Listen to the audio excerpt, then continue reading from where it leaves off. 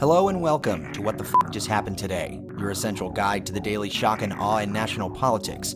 I'm Joe Amditis. Let's get to it. It's Wednesday, December 9th, 2020. Welcome to day 1420.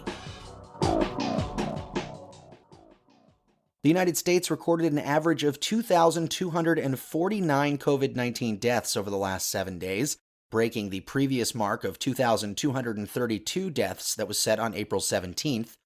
Coronavirus cases per day, meanwhile, have surpassed 200,000 on average for the first time, an increase of 15% from the average number of cases just 2 weeks ago. Meanwhile, more than a third of Americans are currently living in areas where hospitals have less than 15% of their intensive care beds available, this according to data released by the Department of Health and Human Services. 1 in 10 Americans in the Midwest, South, and Southwest live in areas where intensive care beds are either full or at less than 5% capacity.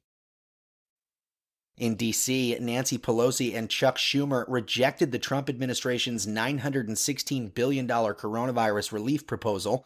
The Trump-backed plan offered pared-down unemployment benefits in exchange for $600 stimulus checks.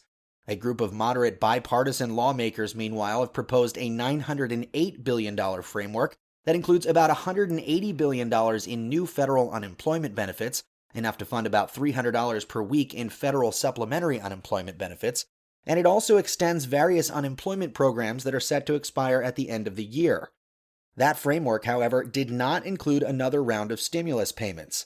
Instead, Treasury Secretary Steve Mnuchin proposed that lawmakers approve another stimulus check worth $600 per person and $600 per child, and provide about $40 billion in new funding for federal unemployment benefits. While Mnuchin's plan would extend the expiring benefits, it does not include any supplementary federal benefit. At the same time, the House passed a $741 billion defense authorization bill by a veto-proof margin. Trump has threatened to veto the bill because it doesn't repeal Section 230, a law that shields internet companies from being held liable for what's posted on their platforms, and it contains provisions that limit how much money Trump can allocate for his border wall, as well as a requirement that Confederate names be stripped from American military bases. The National Defense Authorization Act now heads to the Senate, where it's also expected to pass with bipartisan support. It is unclear, however, if the Senate version of the bill will reach a similar veto-proof majority in that chamber. And finally, Joe Biden named General Lloyd Austin, a retired 4-star Army general, to be his choice to lead the Department of Defense. Senate Democrats, however, are uneasy about granting a rarely invoked waiver from a law requiring a defense secretary to have been retired from active duty for at least 7 years before he can serve in the role. In 2017, Jim Mattis received the waiver and was confirmed as secretary. If confirmed, the retired General Austin would become the first black defense secretary.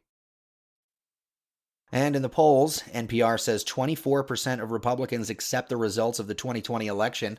Overall, 61% of Americans trust the results. And the Associated Press says 47% of Americans say they plan to get vaccinated against COVID-19, while 27% say they aren't sure, and 26% say they definitely will not get vaccinated. Experts estimate that at least 70% of the U.S. population needs to be vaccinated in order to keep the virus in check. That's all for now. You can find the links and sources for all of these stories on the main website. And as always, visit whatthefjusthappenedtoday.com for the latest news and headlines. Until next time, I'm Joe Amditis.